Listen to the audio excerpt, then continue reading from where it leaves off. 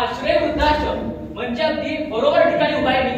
अरे अरे पण यांचं ऑफिस कुठे आहे? इथे आहे का? इथे तर काहीच नाही. इथे आहे का? अरे ऑफिस कुठे बरं यांचं? ऑफिस कुठे आहे? हा नमस्कार नमस्कार. मी वेदांत कदम जवळच्याच एका हॉस्टेलमध्ये राहतो आणि मला ना तुमचे वृद्धाश्रम बघायचे होते. हो हो मला आवडेल ना जर मला एखाद्या आजी आजोबांशी संवाद साधता आला तर. काय सांगताय? माझं ओळखपत्र हवंय त्यासाठी. बरं हे घ्या माझं ओळखपत्र. अच्छा पहिल्या मजल्यावरच्या आजोबांशी बोलू. 101 खोली नंबर. ठीक आहे चालेल चालेल. तुमचे खूप खूप आभार. हो 104 103 102 101 101 हेच.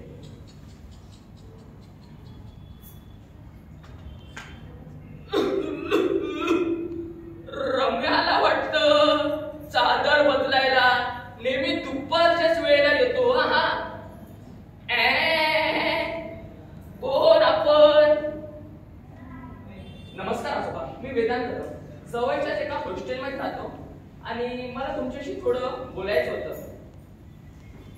काय म्हणालास? बोलायचं होतं? तेही माझ्यासारख्या म्हाताऱ्याशी? बरं बरं बरं बरं ये. हो ये आतमध्ये ये. आजोबा तुमची तब्येत वगैरे बरी आहे ना? अरे आता बरंच म्हणायचं. आजोबा इथे तुमची जेवणाची वगैरे सोय चांगली आहे ना? देतात ते आपलं चिमुटभर खायचं आणि गप झोपायचं रे बाबा. आजोबा आजी कुठे दिसत नाही. कुठे आजी कुठे? आतमध्ये काम वगैरे करतायत का काय? आजी? अरे आजी तर मला 20 वर्षांपूर्वीच सोडून गेली रे देवाघरी. तेव्हापासून असा एकटा पडलोय मी इथे. आजोबा एकटा पडल्यात म्हणजे तुमची मुलं वगैरे कुठे आहेत? तुमचे नातेवाईक? काय सांगू तुला आता. मला दोन मुलं आहेत. हो एक मोठा डॉक्टर आहे तर दुसरा IT इंजिनियर. दोघं म्हणाले आम्ही जरा लंडनला जाऊन आलो आणि शेवटी गेलेच रे. तिथेच लग्न केली, तिथेच मुलं बाळ आणि मी इथे या वृद्धाश्रमामध्ये एकटा पडलोय रे. कधी तर मला भीती वाटते रे. जर मला काही झालं, जर मला अग्नी द्यायला तरी माझी मुलं येतील का रे? आजोबा बास झाला आजोबा. मला कळतंय की तुम्हाला घरच्यांची आठवण येते, तुमच्या नातेवाईकांची आठवण येते. मग आजोबा त्यावेळी तुम्ही असं का काही नाही करत ज्यात तुमचं मन रमेल? जसं आजोबा तुम्हाला कोणतं वाद्य वगैरे वाजवता येतं का? किंवा भजन म्हणता येतात किंवा गाणी वगैरे गाता येतात का?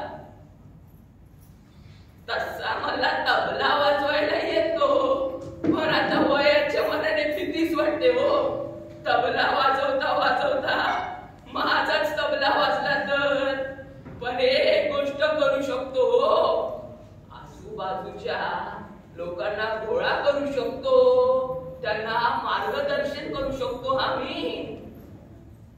मग आजोबा तुम्ही एका भजनी मंडळाची स्थापना करताय ना, मग मी तुम्हाला एक वचन देतो की दर रविवारी मी तुम्हाला भजनाला साथ द्यायला येत जाईल. येऊ ना आजोबा?